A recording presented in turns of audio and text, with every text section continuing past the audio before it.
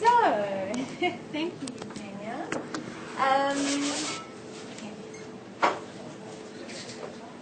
So I have quite a lot of resources for you today. So I'll start off by saying that I didn't initially create this course for me as an opportunity to teach. In fact, I wasn't going to be one of the teachers at all. But when I saw some gaps in the program, I thought, if I'm interested in the topic of Agunah, a lot of people would also be interested in this topic. And I'm presenting today not as a halachic authority, but as a researcher, as a young bride who undertook this research a few months before her birth. So I did this project in Paris with Benoit. Right. A couple of months before getting married, and I was thinking myself about this topic. So I'll tell you a little bit about myself during the presentation. So how it'll work is I'll talk until 7:30. We'll have a 15-minute break, and then I'll talk from 7:45 to 9 o'clock. And you'll have another chance to order desserts and drinks during this break. Okay. And feel free to eat during the presentation. Okay. So in Judaism, the ketubah is a contract that is used for a man to acquire a wife. It's not like in a civil marriage where both people sign a marriage contract. In fact, the husband acquires a wife through an act of kinyan, and the divorce is parallel, in which it's only an act that the man can do. So you have some resources, and I'll guide you through reading the commentaries during my presentation. So, excuse my voice. Okay. In the olden days, Jews lived in communities in the diaspora where their local Beit Din could govern with authority and pressure men who did not respect their obligations to do so. So, for example, they could pressure a man who would refuse to divorce his wife even though she requested a divorce. They would pressure him until he gave the get, which is the Jewish divorce document. However, in modern society, we don't live in such a circle of influence. At least most Jews do not live in such a circle of influence. And so, because the Beit Din lacks certainty today, Beit Dins of different communities, in how to apply the law so that a woman does not become chained to her husband, we're trying to, modern Judaism and modern rabbis are trying to use civil law to get around this problem, civil and religious law to get around this problem. So today I'm going to focus on the prenuptial agreement as a civil document to try to fulfill this void. And my journey, considering should Benoit and I sign this document or not, considering that we're an international Jewish couple with different Beit Dins and having authority. So that's my personal journey. Thanks, puppy. Okay. So, traditionally the term Agunah was used to refer to women whose husbands disappeared or died without evidence. But, so without witnesses proving that he's dead, she remains a married woman. And in part 2, in June, I'll present to you some case studies about the American Beit Din and how they ruled about Agunot resulting from the World Trade Center, where there was no evidence that their husband passed away. Such cases also happened in the Holocaust, where there was no evidence that a woman's husband died, but it was supposed that he died. And for the woman not to become chained, rabbinical authorities had measures to enable her to marry again. And the Yom Kippur War?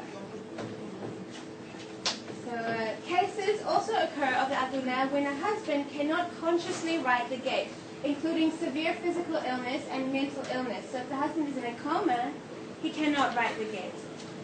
And if he is mentally ill, even though he's physically well, he still cannot write the get because he's not consciously aware of the meaning of this document. But today, the term Agunah refers to a woman who has proven grounds of divorce, whose husband is not fulfilling his marital obligations, which include supporting her well-being. And at the same time, her husband refuses to provide her with a get to end the marriage, even though the rabbinical court of that community has issued an order that he must give her the get. It's a very complicated definition. You have a term called mesorevet get, which is when a woman has asked her husband sorry. I need a microphone.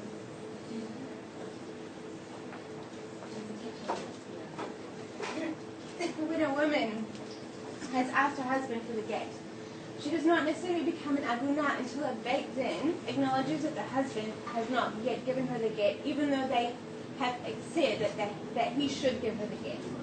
So but the definition of Agunah can be quite fluid, especially in Israeli courts. But technically, a Beit Din has to acknowledge that the man has to provide her the get, and he has not yet given her the get. Then the woman becomes an Agunah.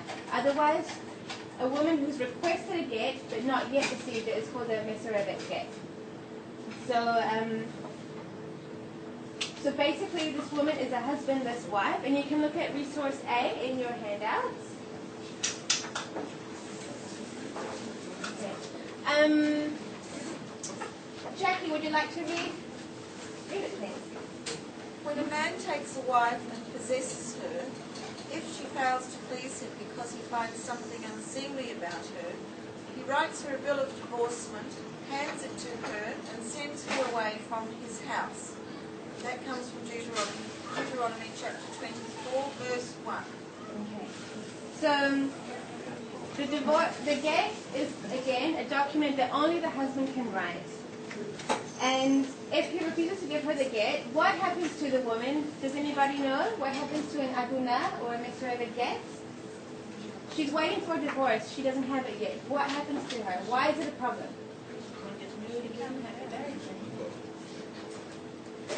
He's in limbo. He cannot pursue a social life or officially socialize with a man who might potentially be her husband. Right. So if she's a woman in religious circles, she will still have to cover her hair. But what happens if she has a child but is still technically married to her ex-husband? Committing adultery. There's adultery, and what happens to the status of the children? A bastard child, which is a Hebrew term, is mamzer, or the children mamzerim. Okay, so a woman has a lot of problems for herself and for her future children to remain in the status of Agunah. What happens to the man who refuses to give her the get? He can get married. He can get married again. What about his future children? How can he get married? Why does he get Because, well, he can't get married. Well, in the Middle Ages, rabbis instituted that polygamy was not allowed anymore within Judaism. But you can have what is called a pilagesh, which is a concubine. The man can have a concubine. Children born from this relationship are not mamzerim. So, why not?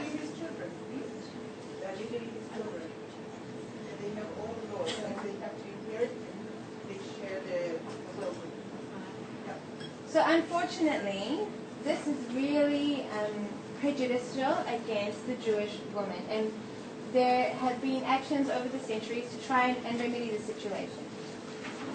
So my real awakening to this problem was in 2009. I studied for a year part-time at Pardes in Jerusalem, and they showed us a documentary, Mekudeshet. Now, I really want to show you the documentary. Hopefully I can get it for June. It tells the story of 3 women in Israel who are trapped in their marriage because of their husbands refusing to give them the get. Some of these husbands are already living with other women and still refuse to give their wife the get. So can I have Daniel to read source B, please? While a woman can be divorced with her consent as well as without it. A man divorces only with his full consent. Mishnah Yevimot, chapter 14, Mishnah. If she fails to please him, implies that he may not give a divorce except of his own free will. If she is divorced against his will, she is not divorced. What do you think this means? If she is divorced against his will, she is not divorced. Like if he received pressure to give the get. Right? If you heard that if the man is pressured to give the get, it's against his will. This is one of the key sentences wherein lies the problem. The man cannot be pressured in any way to give the get, otherwise the rabbinical authorities fear that it's an invalid get, and therefore if the woman remarries, all the problems follow after that. So the rabbi's main concern is that the man freely gives his wife the get. Yes? What is the main reason why a man would refuse to give the kids when he wants to get on with his life? That's actually going to be one of my discussion questions when we're going to study a case study happening right now in the United States. The wife is called Epstein and the man is called Friedman. So we're going to discuss this question about what are the husband's motivations. Okay. So I want you to know that the requirement of a man's free will to give the get is biblical. But in modern Judaism, you also have a requirement of a woman accepting the get, but that's more recent, by Rabbeinu Gershom, in medieval times. So the main requirement is that the man freely gives the get. Okay. So ironically, the ketubah is a marriage document that was originally created to protect a woman's rights in the marital relationship. However, the ketubah does not protect the wife if she wants to leave the marriage without her husband's consent. It does not protect her. So,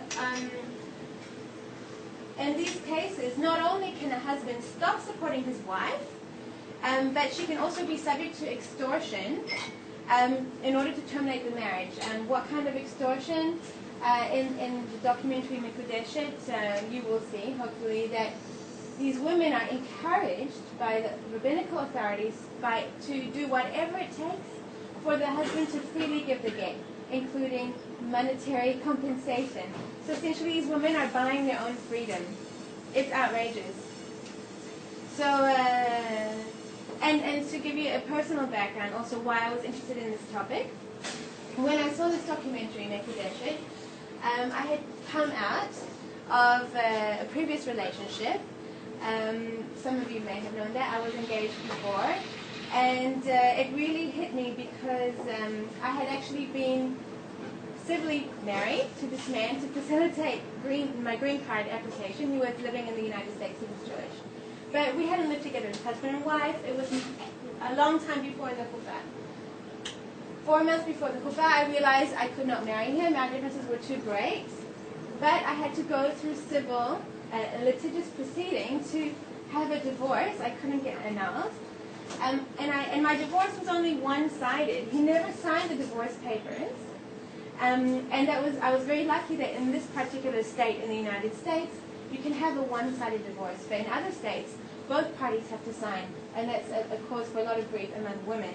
So watching this movie, I could see myself, and I was just really grateful that I hadn't been married religiously, because I don't think this particular man would have provided me the get freely, because he didn't even sign the civil divorce proceeding. So just as a personal level, I really feel for these women. And we have an international movement now where rabbis are encouraging young couples to sign a prenuptial agreement. It's not the only solution to the Agunah. It's one solution. But if more women and more couples are engaging in processes, not to protect their own relationship, but to make it customary for a woman's rights to be protected when they're getting married, that's the aim of the game, for this kind of, for people to know more about the risks of a religious marriage, that the woman is particularly vulnerable, and what are potential solutions to protect the woman. So, and the most terrible thing is that when you're thinking about signing such a document, or other measures we'll talk about next time, you need to ensure, in fact, that the husband needs to ensure that their future wife is protected from a future version of themselves who could be a spiteful person. So it's very difficult for a couple to put themselves in the future where they could potentially hate each other so much. It's very, very difficult situation. So just to give you an idea about how tense the situation is, I'm going to give you some handouts that have in the front a picture of Rachel Levmore, who's a huge advocate in Israel and in the diaspora, but specifically in Israel, to help women in the situation. And we have 4 case studies at the back. And what I'd like you to do in your tables is I'll give you 10 minutes to read these 4 case studies, just to give you an idea, and then we'll come back and talk about it. Sorry? Yeah, talk in your groups for the next 10 minutes about these case studies. You want to talk?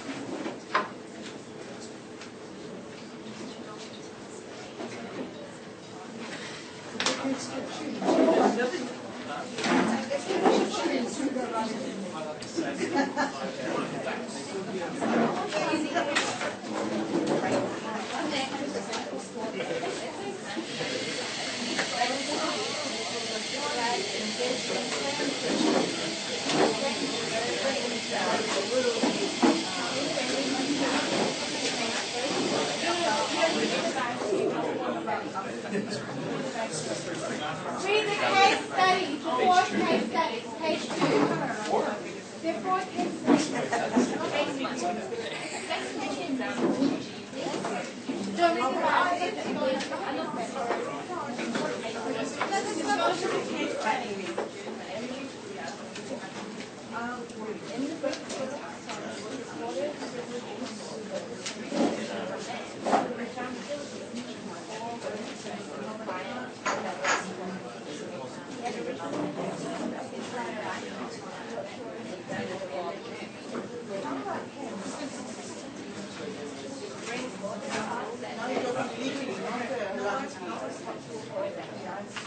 Even if she lives with the children with me, and she gets involved with somebody else, and she has children from me, even if they stay with her husband, the child is considered as a bastard because she's married.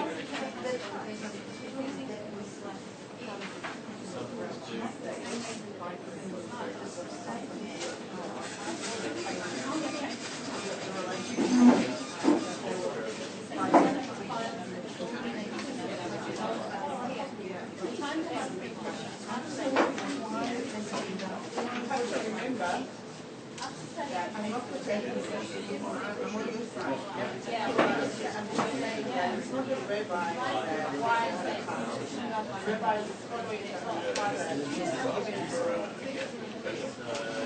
So there is a meaning. I'm not an expert. What the meaning of it? I would say. I don't think it was rare. It wasn't so rare in those times. People are very married. I don't think it was. I don't know why. Because you know that before revolution, before they said that you're not allowed to marry, you could marry. There was not even a chuppah. He saw somebody she liked me. She was his wife. So people take freedom. So okay, so there was not. I don't think there was not a lot of cases of divorce.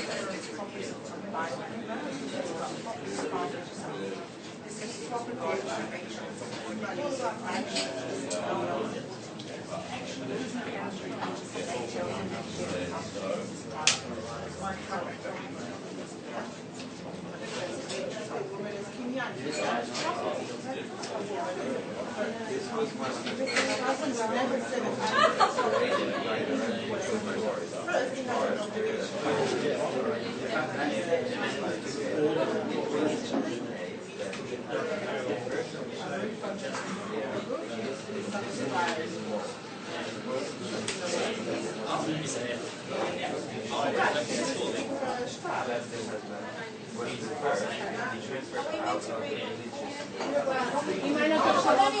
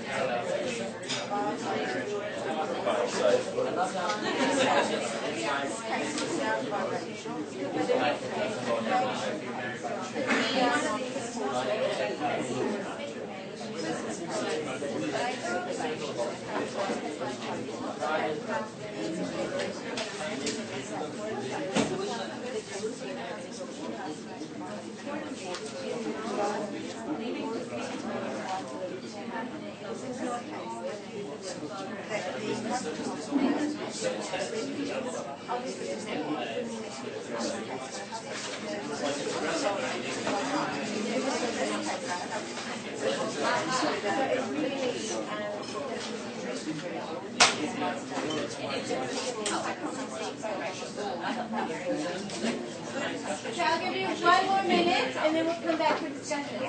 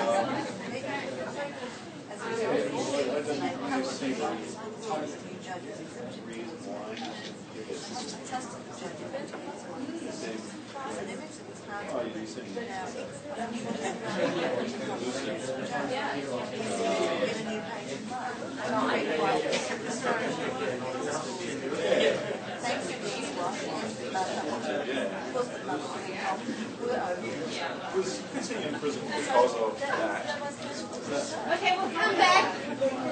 Come back to the group. We'll come back to the group. What are some things that have jumped out at you by reading these case studies? And what do you find are some similarities or real differences between the cases? I think it depends on the new judge. What case was that, Janice? Two. We only have one look at two. Okay. So why does it depend on the judge? Well, because it said, it doesn't say exactly how he did it, but it said he looked at it in a new way. And he gained the trust of the Both husband. parties. Yeah. Any other comments about any cases that jumped out at you? We noticed that mental incompetence was a theme across some of the cases there, or potential mental incompetence, and we were speculating about whether there should be, if you like, a get out clause. If someone was deemed mentally incompetent, would that be viable? And so Jen's Table's question was whether potentially a get-out clause in a marriage contract could take care of some of these cases of mental incompetence. In everything I've read so far, and something that I'll cover next time, such a clause is not possible, but indeed a clause regarding the continual support of a Beit Din is possible. However, I was telling Jen last night, Benoit and I were crying in front of the TV watching The Notebook. And you can't have automatic you can't have an automatic divorce when the partner has Alzheimer's or dementia. I mean, I think case number 4 is very related to the young couple's age and the fact that this mental disease was would have devastated their marriage. What other things have jumped out at you from these case studies? The rabbis do have the powers to act, it seems, according to case study number 2, but they can put them in prison and do all sorts of things. So the question has to be asked, why aren't they doing it if they have the powers already? So the power, this enactment, is called a takana, and indeed, since 1995, rabbis in Israel, the Beit Din in Israel, has the power to coerce the husband in a number of ways. Can you give me any suggestions about how the Beit Din can coerce the husband? This is in Israel since 1995. They can block his bank account, they can put him in prison, they can he can't leave the country. They can remove his passport. They can't also not to give him the permission to practice. They'll take away custody. Custody about the children. Not to see the children. They can force them not to. Wow. I haven't heard about custody rights. It works, yeah. Marlene? I'm not an expert, but it works. One of those resources that you just mentioned with Lamy. Oh, you're going ahead. Don't go ahead, but basically, so your question, Jackie, your question about the powers of the Beit Din are limited, actually. Legal powers of the Beit Din are limited to Israel. In the diaspora, we have other means of coercion, but they're not made legal. But you will see, despite imprisonment, case number 3 still refused to give his wife the get, even though he was in prison. He was respected by his inmates. He was respected by the wardens. I didn't understand that. Yeah. Any other comments before we move on? We have a more modern case study. Yes? You need a close rabbi to discuss with the husband, and the main issue is to gain the husband's trust. So it's very much about convincing the husband. The same way someone mentioned that it depends on the judge. So it depends on the judge and the rabbi, because I didn't know that a husband had a personal rabbi, as if you have a lawyer. I didn't know that. I'm handing out now some source sheets that I would like you to read over for another 10 minutes to really give you an idea of a modern Agunah case that's happening right now in the United States. The wife is, surname is Efshin, and the husband is Brisbane. And so these are some official documents. These are fact sheets. There is a document called a Serub. Does anybody know what is a Serub? No. It's an order of contempt. an order of contempt that the husband refused to appear before the Beit Din, and it's encouraging anyone who has the power to convince the husband to give the wife a get.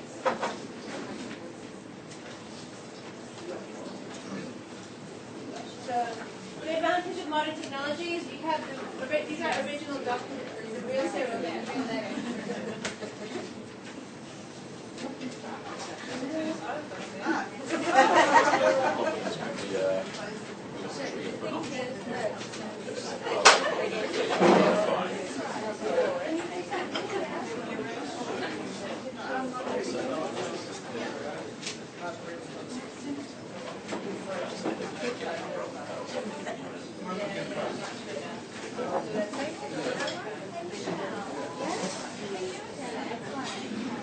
Oh, when you're ready, I can give you some more.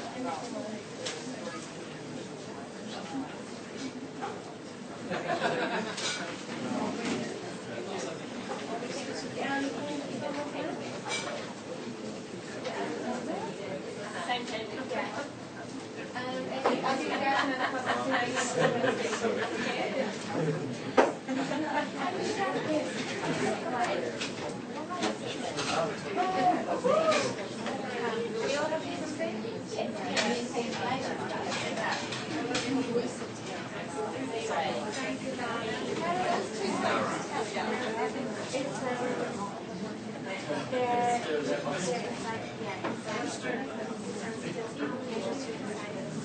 it's very, I'm going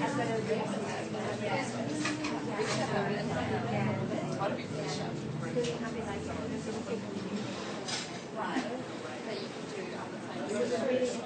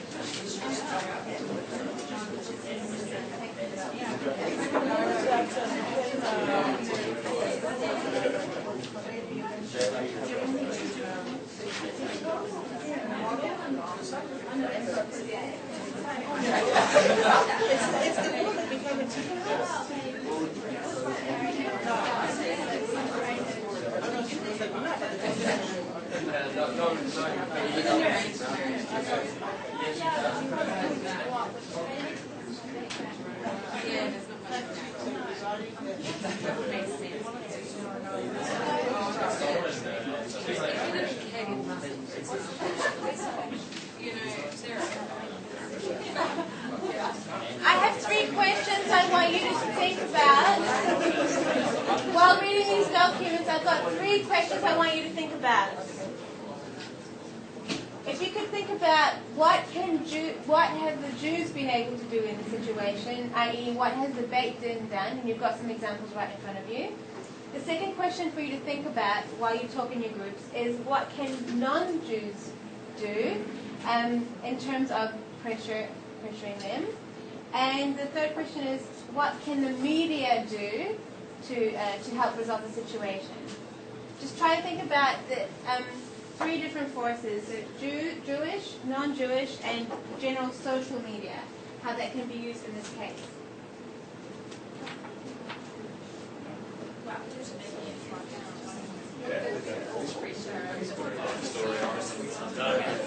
First of all, unlike the Facebook page, it's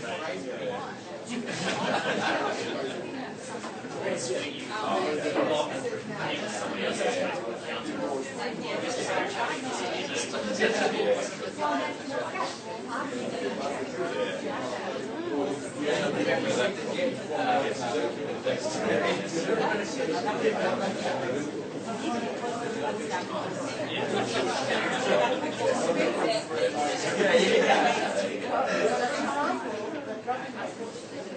I think the answer is shame science. For example, let's say that you don't want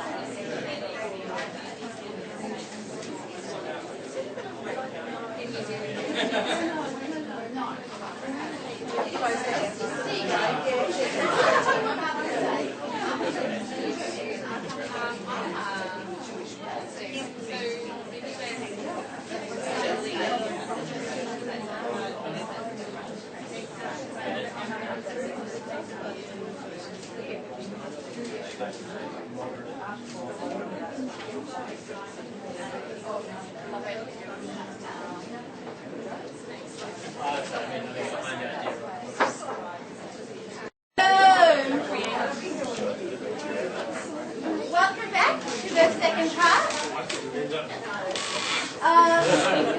Here are Torah class 3. I highly recommend the ice cream sundae. And the chips are amazing. And the crepe and the fish. So, but no. Really? And the sandwich, thank you. Yum, you really like the sandwich? Thank you very much. So, before we get back into the serious discussion and the source sheets I have, Efrat and Susan both had 2 separate ideas that I think are definitely worth sharing. Efrat is talking about ways that the communities in the diaspora can exert social pressure on the husband, and Susan's going to talk about ways that states can put pressure on individuals. So, Efrat, do you want to talk about your idea? Actually, it's not my idea. It's not my idea. It already happens that the spiritual leader of the parish, of the community. If I can you stand there, we can hear your voice with that behind. Okay, so the rabbi or the spiritual leader of the community can say that The husband, if he is practicing or comes to shul, is not allowed to come to shul, is not be summoned for Orah Torah, reading the Torah. He can't be a chazan, he can't donate, he can't be giving if he wants to take from the Dexton, for example. Charity. Charity, yeah, charity. I said it just because I can't. So basically all these measures of withdrawing a Jewish man's rights in the community come before the sterov, before the order of contempt, which is the document that you read. And they can boycott him, so nobody will talk to him. They boycott men's businesses also. It's a common practice. By the way, the official term for such excommunication is called nidui. Susan, you had an idea about how to encourage states to protect a woman's rights. I was thinking about the opportunity to find something under the Universal Declaration of Human Rights. So that the countries are civil laws, so countries are bound to comply with the Universal Declaration of Human Rights to enable people to pursue their religious freedom.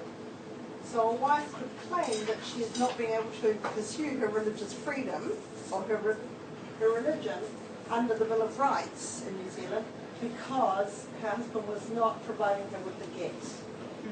Thank you, Susan. Now, this is one way that is they're trying to acknowledge it in France and some other countries. They acknowledge that a man not giving his wife a get is prejudicial, and a woman can actually sue for damages in legal courts because he's withholding her right to remarry.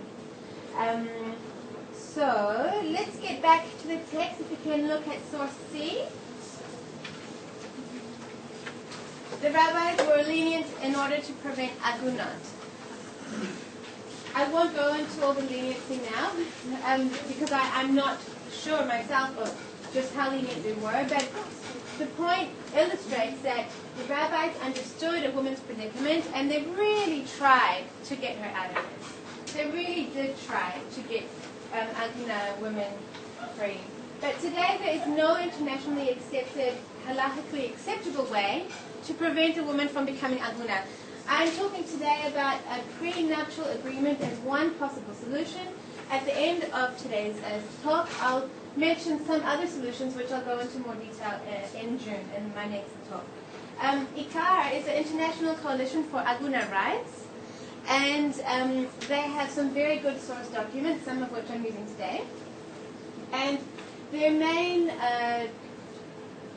strategy that they're pushing for is to instate civil documents which nominate a local Beit Din as an arbitrator. Who knows what is an arbitrator? It's a legal term.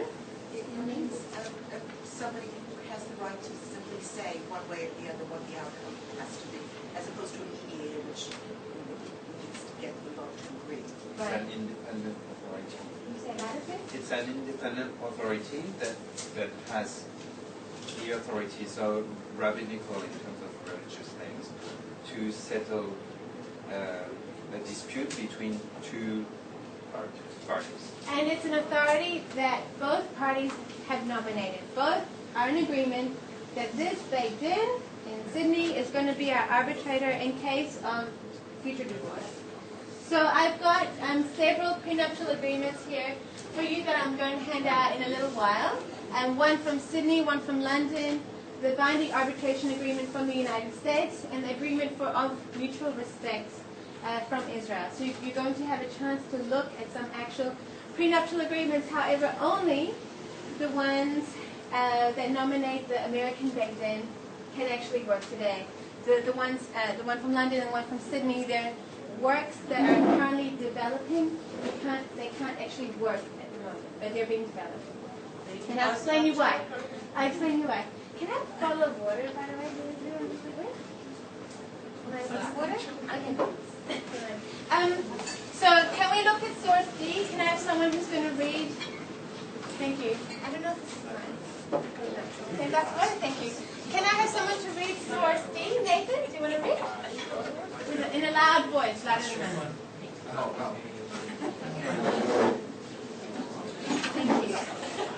A get given under compulsion by an Israelite court is valid, but by a Gentile court is invalid. A Gentile court, however, may flog a man and say to him, do what the Israelite authorities command you, and it is valid. The Gemara then adds that if this compulsion is based on insufficient legal ground, it is invalid. So I would love to give the rest of it too. Who wants to read some more? David, would you like to read some more from If a Man? If a man may be compelled by law to divorce his wife, yet he refuses to do so, an Israelite court of law of any time and place has the authority to lash him until he says, I want to divorce her. He may then write a writ of divorce, and it is valid. We do not say that someone was forced unless he was pressured and coerced to do something that he was not under any obligation to do according to the Torah. That is, if someone was lashed until he sold or gave something away. However, if someone was overwhelmed by his evil inclination so that he did not observe a commandment or transgress the law, and is lashed until he does what he is obligated to do, or distances himself from what he is forbidden to do, he is not being forced. It is only his evil inclination which has overwhelmed him. Once he has been lashed until his evil inclination has been weakened, and he said, I want to divorce her, it is as if he had divorced his wife voluntarily. Right. That comes from the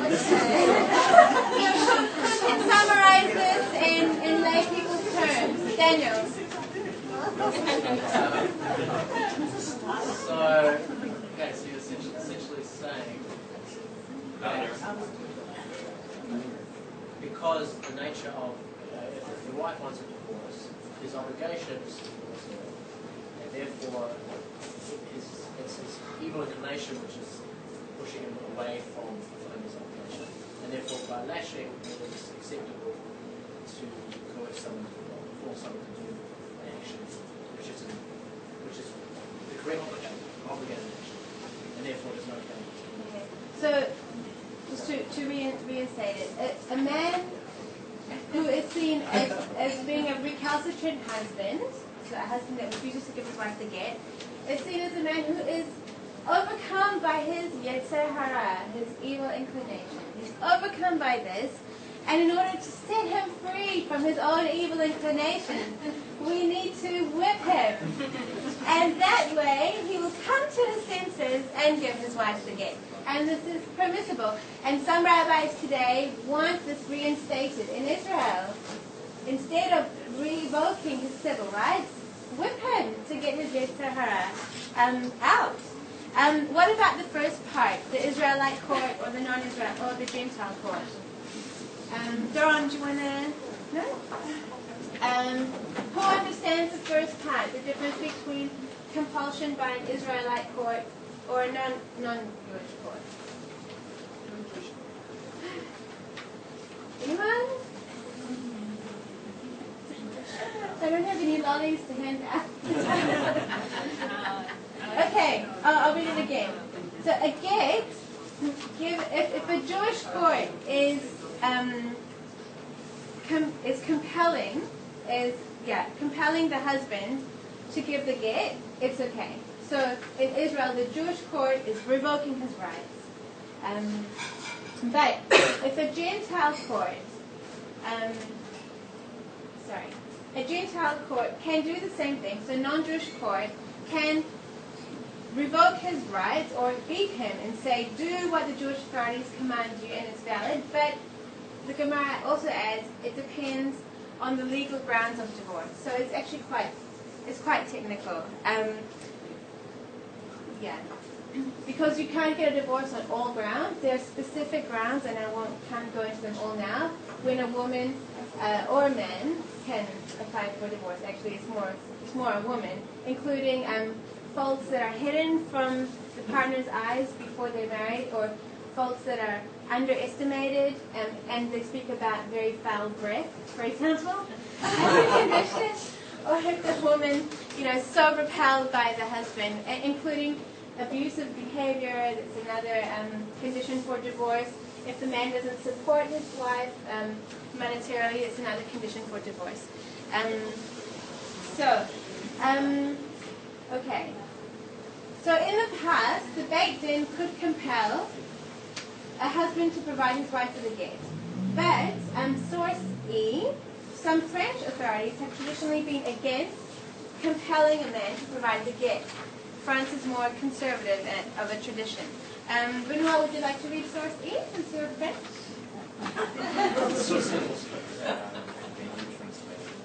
C'est en anglais, c'est en anglais.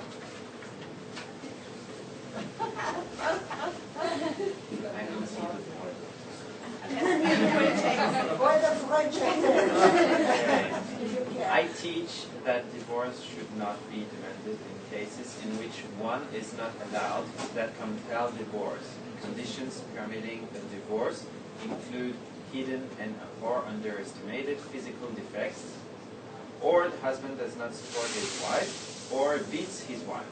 I am of the opinion that if a divorce is obtained in such cases by threat of excommunication of the husband, or is ordered by a rabbinic court, it is based on insufficient legal grounds, is invalid and disqualifying her from marrying a priest.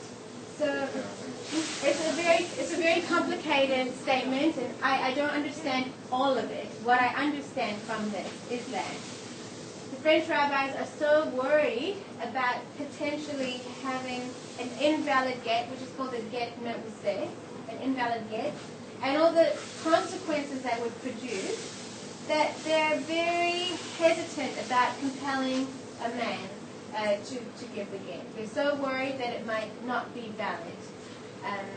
And so it includes threats of excommunication, for example. They're still not sure that it could produce an invalid get. And that's their greatest fear.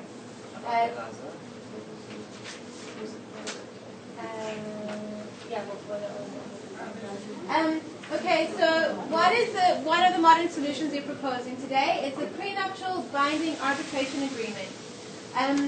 In these documents, you have the husband and wife sign them with legal counsel before the religious marriage. So it's a civil document that must be signed before the ketubah, before the religious marriage. They nominate a Beit Din to guide them in the halakhic termination of their marriage should one or both parties want a divorce. And some contracts stipulate a minimal amount of marriage counseling before these proceedings. And the heart of the document is that the husband agrees to continue to financially support his wife as long as they are halakhically married. So if he continues to refuse to give her the get, he needs to keep on paying to support his wife, because according to Jewish religious law, they're still married. So he's still obligated to support his wife. And this sum can range from $150 a week, $1,500 a month, to half of the husband's salary, depending on the contract. Basically, this financial obligation is the carrot, so that the wife can receive her get. The problem arises. Can you imagine any problems with this financial incentive? Well, if a woman has children and she's perhaps not so independent after the divorce, she's still got an excess. But she can still receive support while being halakhically divorced. So my question is this carrot made of money always going to be effective? No, it stops working. It stops working, you can't claim it. Right. So if it doesn't work in the two extremes. If the man is extremely poor or extremely rich, it's not going to work. We have additional problems relating to the diaspora community where Jews are living. And I'm going to hand out the contracts very soon for you to see. So in some countries, like the United Kingdom, they do not accept a religious authority as an arbitrator. You cannot nominate a Beit Din as an arbitrator in the United Kingdom. Sorry, I take that back. In the United Kingdom, they don't accept this type of contract where they are imposing, where they're imposing a financial obligation based upon a religious convention. In France, they do not accept a religious arbitrator as a beit-din. And in Australia, you can accept a religious body as an arbitrator, but this religious body has no right to impose financial obligations on the man. So there is a weakness in the system in terms of who can be the arbitrator, and can a religious court impose financial obligations, and can a civil court uphold these financial obligations. So what is common under all these circumstances is that a civil court cannot force the husband to give the get. They can't force him to give the get. Also, when I was doing my this research, in France, the very thought of a prenuptial agreement among the rabbanim, they don't like it, because they're afraid that if the husband agrees to provide the get, before they're even married, that this could potentially invalidate the get, and maybe even the marriage. You're not sure. They really don't like to talk about it. So the key is that documents, the prenuptial agreements, don't say the husband has to give the get. What they say is that he has to continue paying a certain amount of money until he gives the get. In this way, he will continue to fulfill his marital obligations. So I'm going to hand out these 4 documents for you to have a look at over the next 8 minutes. And then we'll continue through the sources. So we've got this one from Sydney, and then we've got one from London, and one from America, and one from Israel. Actually,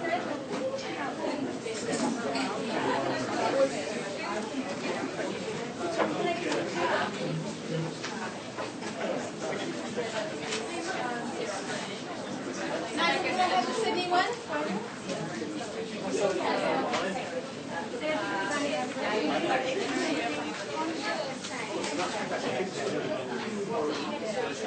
Yeah, a woman.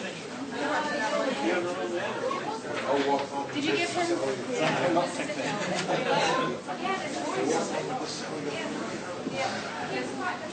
Is this your goal or your dream?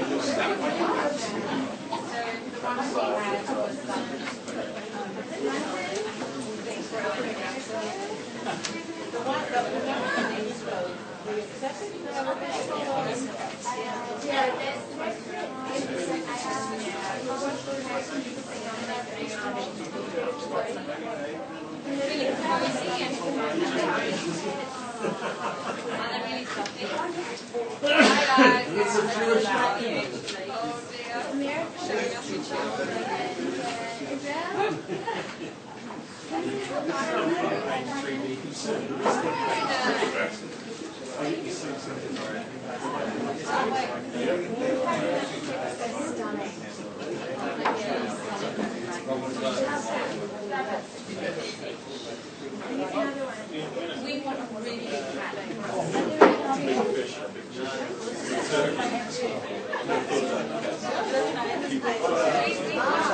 big cat.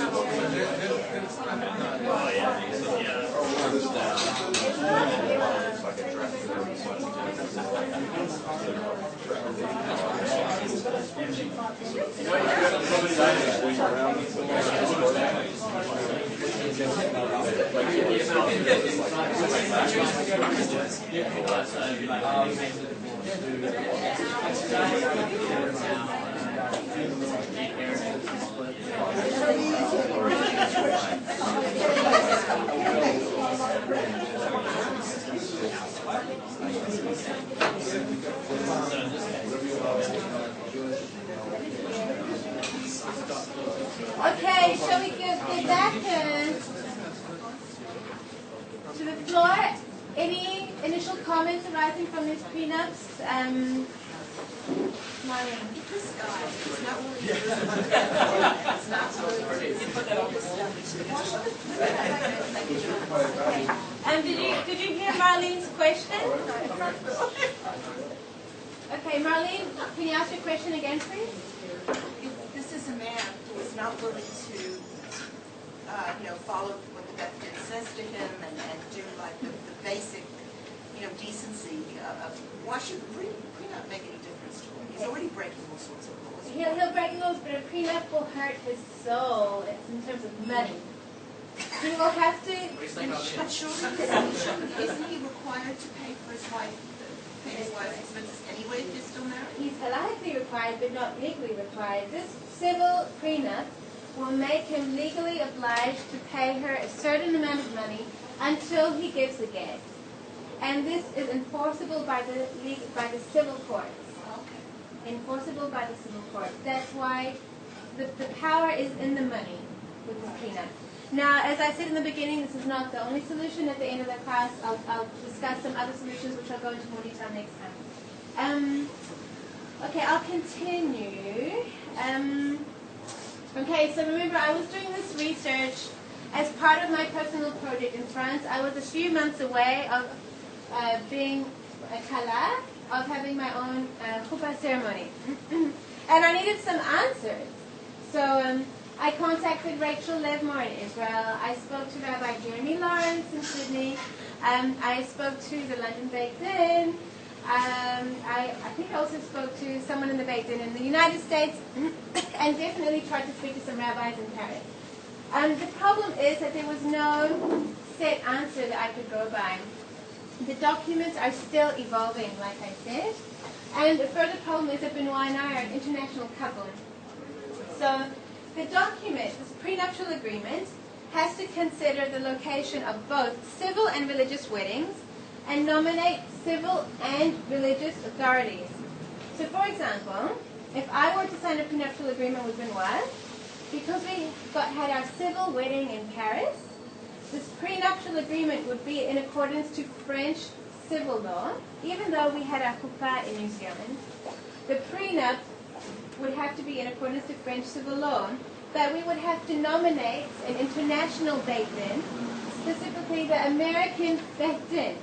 So this gets even more complicated. And Rachel Lesmore, who's a rabbinical court advocate, recommended us to nominate the Beit Din of America as our arbitrator, even though the Beit Din who would marry us would be either the Sydney or the London Beit Din, because our chuppah would be in New Zealand.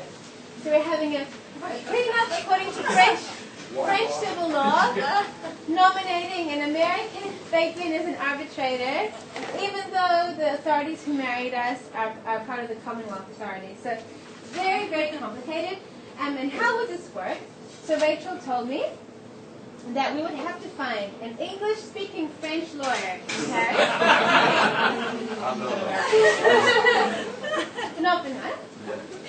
To help us sign the binding arbitration agreement, which you all have in your hands.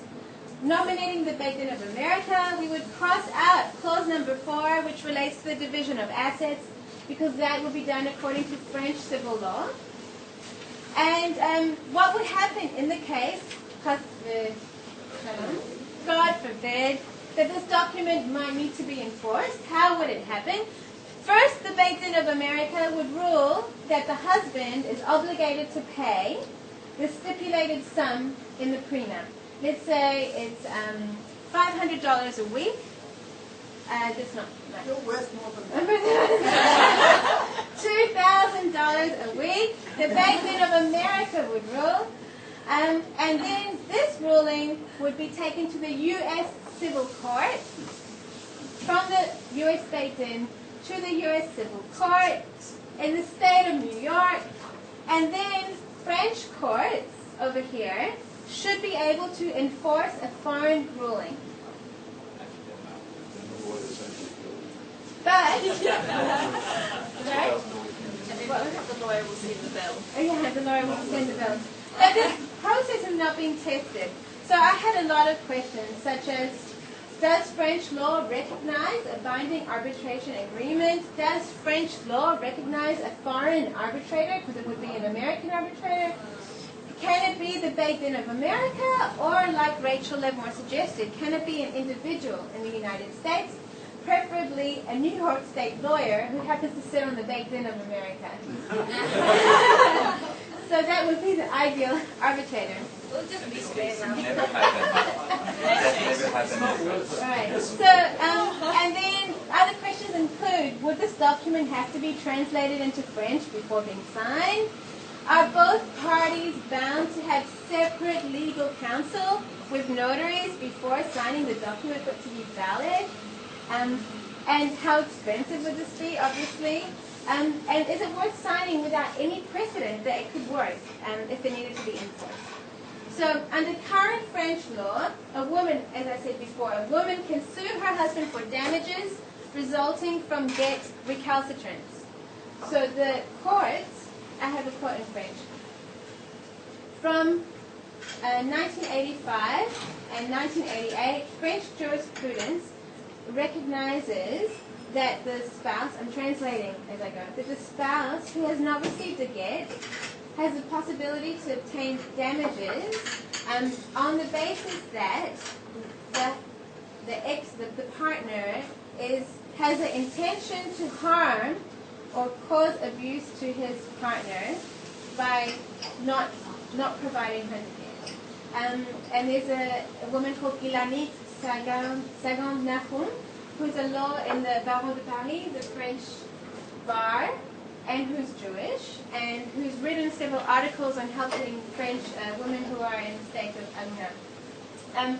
The problem with French legislation is that you have to prove the husband's intention to harm. And proving someone's intentions is extremely problematic, as the lawyers in this house can tell. So it's recommended to include in civil divorce proceedings in France, so in the divorce proceedings, to say that the husband must provide the get. This is halacha queen 50.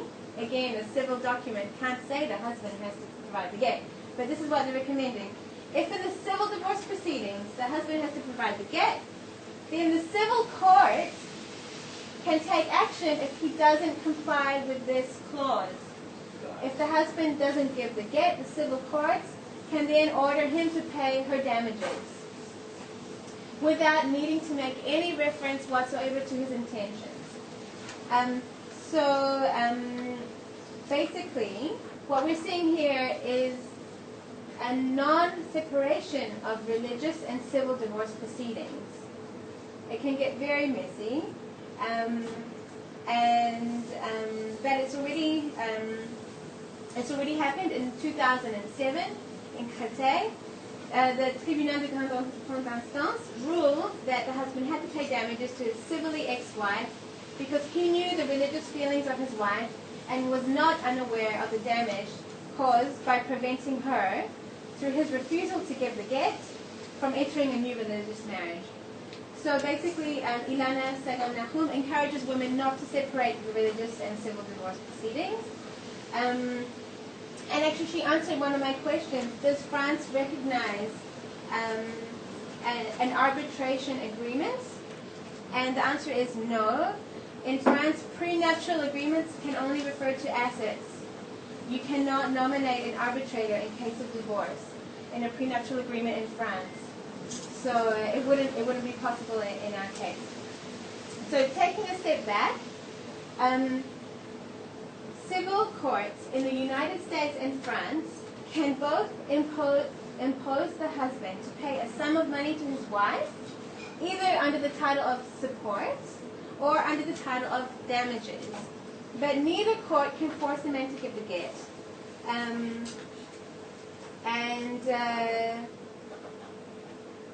In both cases, by penalizing the husband financially, he will be moved to deliver the get of his own free will. The problem is still, will the Beit Din recognize if the civil court, if it's written in a civil document that the man has to give the get? So that's still problematic. So the current state of affairs of prenuptial agreements in Australia and the United Kingdom is not really very reassuring. They're not legally binding documents. But I feel that the current state of the binding arbitration agreement is a really good option for American Jews. Whether they live in the United States or whether they live in Israel, they can still designate the Beit Din of America as an arbitrator. And there is already precedent of this document working. But Benoit and I did not feel confident at all to sign such a civil contract with a very complicated procedure and unknown halakhic consequences. So I have a few discussion questions, and we have really good time for that. And also I'll ask you what other alternatives you see apart from a prenuptial agreement to help women be free. So yeah, here's my question. Two main questions. Is a prenuptial binding arbitration agreement the universal answer for Agunah? And the second question is, what do you feel about civil law being used to compensate a weakness in religious law? So I'll give you a couple of minutes to discuss these questions and we'll come back.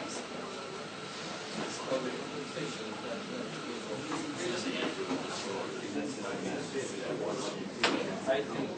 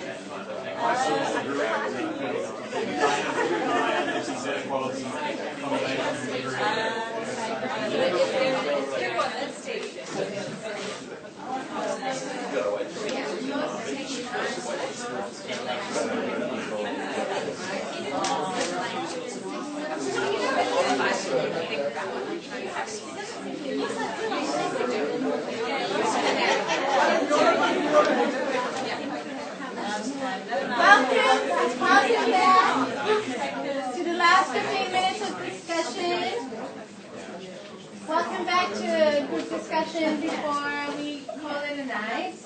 So my two questions that I asked you is, do you think a prenuptial binding arbitration agreement is the universal answer to Agunah? And what do you think about civil law being used to compensate a weakness in religious Jewish law? Okay, Matt, arms in the air, opinions? Yeah, well, I don't think that the civil jurisdiction can give the religious. Oh, that's bad. Hey, you're not still here.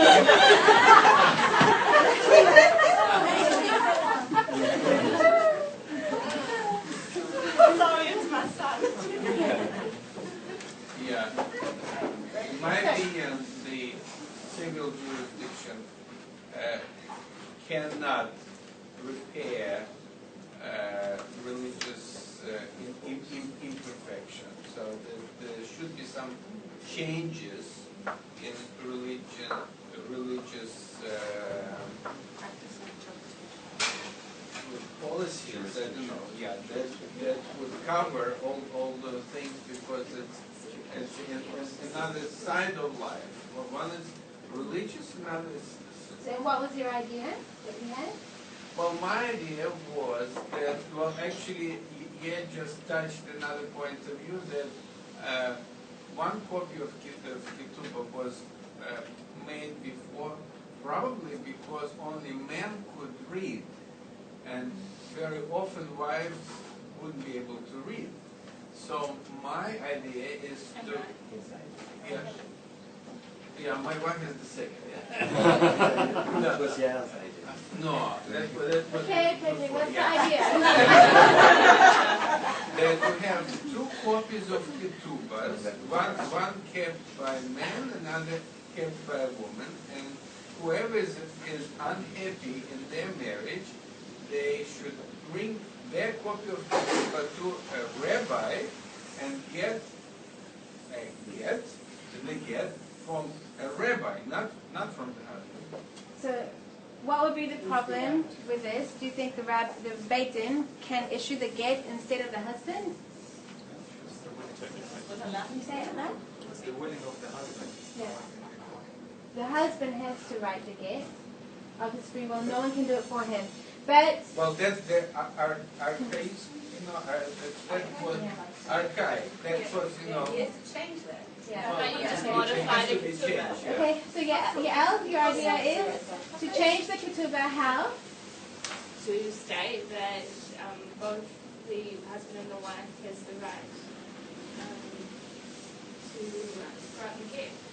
It's both the husband and wife. Okay, but so we're exploring different ideas. So this is, at the moment, a Jewish marriage is a kinyan, the acquisition by the man of the woman. So ideally for you, you would change the completely change the nature of a Jewish marriage so that it becomes a what? Not an acquisition, but a what? But the thing is that we removed part of the ketubah because of incompatibility with the modern times. And don't ask me why, but they removed that Sephardi Jews could have several wives. So you can add, to the contrary, that you have to give the get, or that you have to change the nature of the ketubah. If it's an acquisition of the wife, if you refuse continuously, even if you have a siruv or a decision from a rabbinical court to give the get, then it's like you retrospectively refuse to acquire this wife. Therefore, it's already in the ketubah that it is important. Benoit is touching, it's very difficult, Benoit is touching upon something that is discussed in other options. Basically, his logic is, if the husband knows that he's obligated to provide the get, but doesn't, then it's like he doesn't understand his obligations with regards to marriage at all. So it's an imperfect marriage, and these are grounds for annulling the marriage by the rabbinical courts.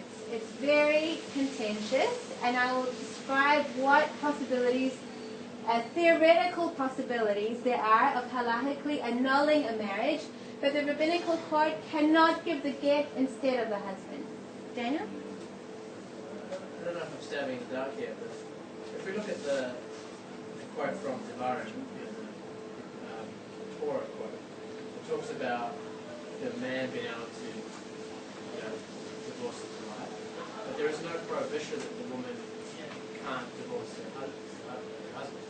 And it's only, I guess, in the oral tradition that eventually became Talmud that was drawn out, and the technical side of it was all scoped out. But I guess the idea of the oral tradition is that it has the ability to evolve, as long as it's based on the original traditions. And yeah, as long as it's consistent with the Torah and the tradition that's been passed down. So I think personally, I mean, I'm just, like I said, to stand it up, I think there's room for the laws, the technical rules all around this to actually evolve to allow for a woman to have the right to have a get and not have to rely on the husband to run the get. But you just don't know how. But you don't. have to have a ketubah written by a woman before that. That might be a part of it, and there would be no issue with that because the ketubah came later and was something drawn up by the rabbis. 5 goats, 2 camels, as part of the dowry. So we should modernize it, 5 iPods, whatever. But Daniel thinks there's room. There should be flexibility in the oral law to enable a woman to not be reliant on the husband for divorce, but he's not saying how. He's just thinking it should be flexible. Yeah, definitely. And I think the problem is that we live in a world where there's no centralized rabbinic authority, and therefore there's never going to be any movement on these sort of issues. Sorry? Because of the Jews. So what Daniel has touched upon is really one of the main problems here, that the power of the Beit Din to convince a husband to give the get in Israel is not the same as the power of the Beit Din in the diaspora. You've got renegade or maverick rabbis who are annulling a marriage, like I've discussed, because the husband refuses to give the get after an extended period of time. But if these rabbis on their own, or Beit Dins on their own accord, start making their decisions, without mutual recognition between Jewish communities all over the world, children born of future relationships from the wife to another man may or may not be considered mamzerim, depending on the authority. So it's essential that we try to get some sort of agreement or accord about how to grant a Jewish divorce so that we don't have the status of children. What happens to the children that were born of that marriage? Yeah, Benoit asked that question as well. So technically, with an annulment of the marriage, the children do not become mamzerim. But because their intentions when they cohabited together were not to be a concubine, and we know already that children of concubine are not bastards. It's a relationship that does not require kiddushin, sanctification, to be a permanent relationship. And in fact, the concubine wasn't a permanent relationship anyway. It was fixed for a period of time in exchange for things, but it wasn't a sanctified relationship. Their children are not bastards. So in the case of an annulment of a marriage, it's still questionable, but the children are not mamzerim.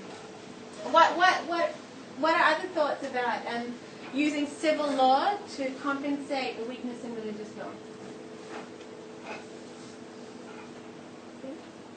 Some of the changes that happened in Jewish law, I had the impression that a lot of changes happened in the Middle Ages with, for the Ashkenazim, for example, that they weren't allowed to have more than one wife. Is that right? And I understood that the reason for this change was that if the Jews were allowed more than one wife, then they were easily targeted by the communities around them because they stood up too much, or they could be persecuted for that kind of difference.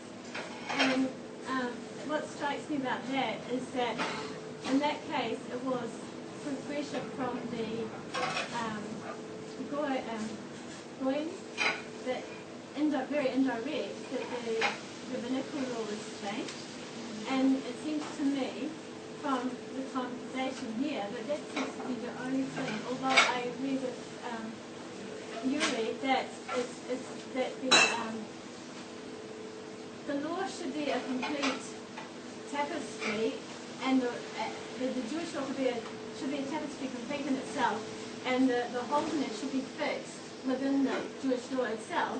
In reality, it does seem that changes in the Jewish law are a response to external forces, like, for example, the diaspora, you know?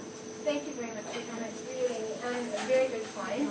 What we find is that this influence is mutual. Jewish religious law has influenced the formation of civil law and federations in the state. That actually comes from the idea of the 12 tribes and how each tribe got their part of land in Israel. And so Jewish religious law has impacted civil law, and vice versa. Jewish communities have absorbed ideas and have implemented them to a greater or lesser degree in the Jewish community. So today I focused on the prenuptial agreement, which I have to say was presented to me as the only answer to prevent the case of the Agunah, and what all modern Orthodox rabbis should be encouraging to prevent the status of the Agunah.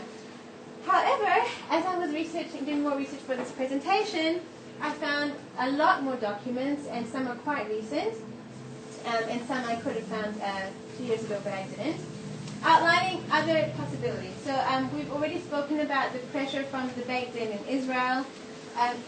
It's also called the Prisoner Project, the Prison Project or Prisoner Project, really removing the husband's rights, but this can only be done in Israel. So as Efrat mentioned, it includes removal of licenses, even licenses to practice if you're a doctor, if you're a dentist, your license to drive, removal of the passport, closure of bank accounts, and imprisonment, including solitary confinement. We've also spoken about annulment of marriage. There are two kinds of annulment. Can you guess what are the two kinds of annulment that are theoretically possible? Two kinds of annulment. It's called the Havka ad Kiddushin. If, for example, she didn't know things about him before she got married, for example, if he has a mental illness and she didn't know about it, so,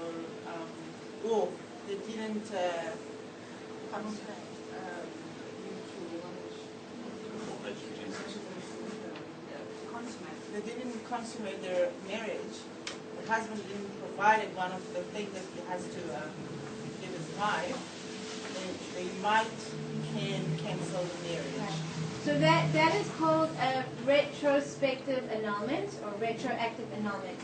After the marriage, the Beit Din will find either some fault with the original marriage by questioning the validity of one or two of the witnesses. They can do that.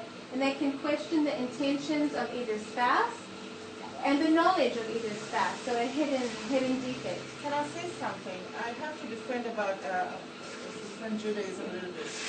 But in those days... I'm defending Judaism. No, sorry. Before they got to a war, all the husband had to give a divorce to their wife. That's number 50. Oh, sorry. Say. I'm just teaching it in my class last week. So good. They have to give a divorce to their wife. So if something happened, if the husband is missing or died, she can get married again. So halacha, yes, she did thought about Agunah. Yeah. So that's what Efrat is talking about. What What Efrat is talking about, the third additional one, is called a provisional get. They wrote the get while they're still alive, still happily married, with a provision that if there is presumed death, but with no evidence that he died, like he was MIA, missing in action in the field, there's no evidence that he died, but we can presume he's dead, the provisional get will go into effect. And they did this in biblical times. They did this with American Jewish soldiers in World War II. The Jewish chaplains in the army helped Jewish men to write provisional gets. And these provisional gets don't have to be related to death and war. a provisional get theoretically could be written before a marriage, before the religious marriage, where it's specified that after a certain period of time lapses since the wife requests the get, for example, 18 months. 18 months have passed since the wife has requested the get. The provisional get will go into effect. She will be granted the get. And this provisional get can be written immediately after the marriage. What's another solution? We've spoken about pressure from a Jewish religious court, retrospect. Oh, I didn't speak about, sorry. So that annulment, I mentioned retrospective annulment, when you can find fault with the witnesses or find fault with the intentions or knowledge of the spouses. That's going back. But prospective annulment, yes, that plays into the provisional get.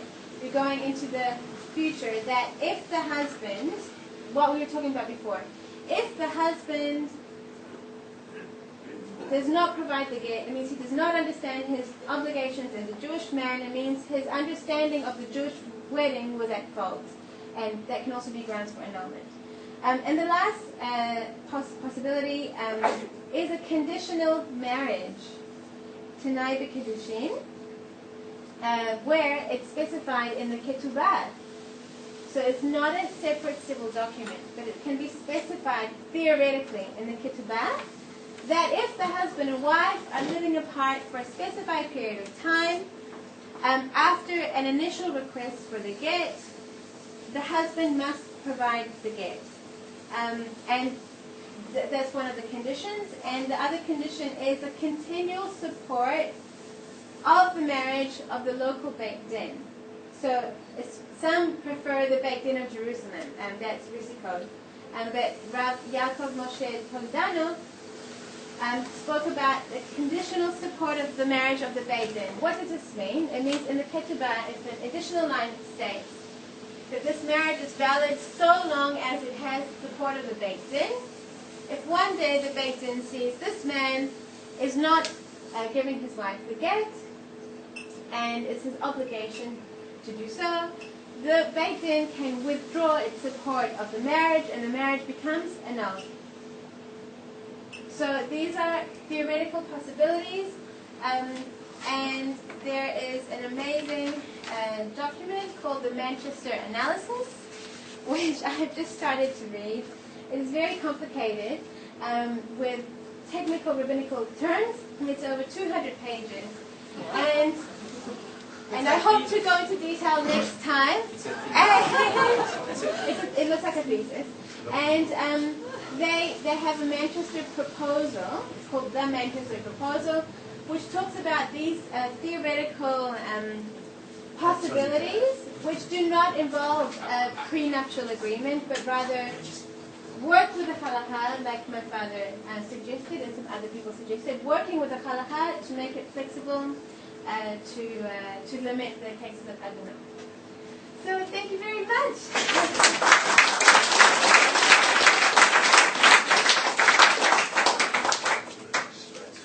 Thank you. Thank you very, very much. I welcome you all to come next week. We have 2 more classes before Pesach, I think. What's next week? Next week is Rabbi Alima, and the following week is Giacomo Lifner with a Jewish film, and we have a projector. So get ready to turn this into a movie night. So please pass on to your friends what wonderful food and what wonderful company and wonderful teachers we have here. And one last thing, we do have quite a large startup cost because of all the new pots and pans for the kosher meal. So if you could please help us by contributing to this koha, we'll reimburse all the costs of my friends Karen and Warren who have set up our kosher tonight. Thank you very much.